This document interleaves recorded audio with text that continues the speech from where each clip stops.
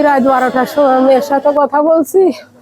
আমার মেয়ে বলছে মা বুলেট বাড়ি এসতেছে, ও তো কি জানো পনির ভালো খায়, আমি রান্না করছি, ও বিরিয়ানি খায়, আমি রান্না করছি। ও বলছে 1-1:30টায় আসবো, তো আসতেছে, তুমি ঘুমাই পড়ো। আমি তো ঘুমাই গেছি, ও আমার আর জানাই নাই। সকালবেলা ফোন দিয়ে বলতেছে মা বুলেট তো আসছি না।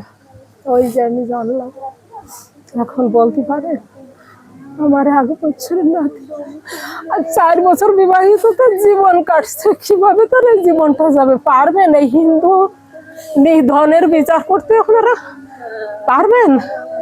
খুব কষ্ট করে লেখাপড়া শিখে চাকরি টাকরি নিয়েছে। তোর এলাকায় এসে সে সাধারণ মানুষের মতো সবার সাথে সুন্দর পরিবেশে ছোট বড় মা খুবই সবার সাথে খুব আন্তরিকতাভাবে সে চলাফেরা করছে।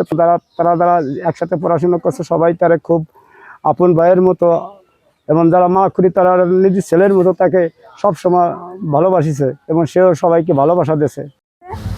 যে এরকম একটা লাশ পাওয়া গেছে, তারপরে ওইখানে ময়নাতদন্তের জন্য এখান থেকে যাদের ফোন দিছে গেছে, তারপরে গিয়ে শনাক্ত করছে যে আমাদের দাদা। এখন তো সে তো মারা গেছে, তাদের তো আমরা পাবো না। আশা করি এর বিচার আমরা পাবো। ওরা কিভাবে মেরেছে, ওরে এত কষ্ট দিয়েছে রে, আমার ভাই হাতটা পুরা ভেঙে দিয়েছে।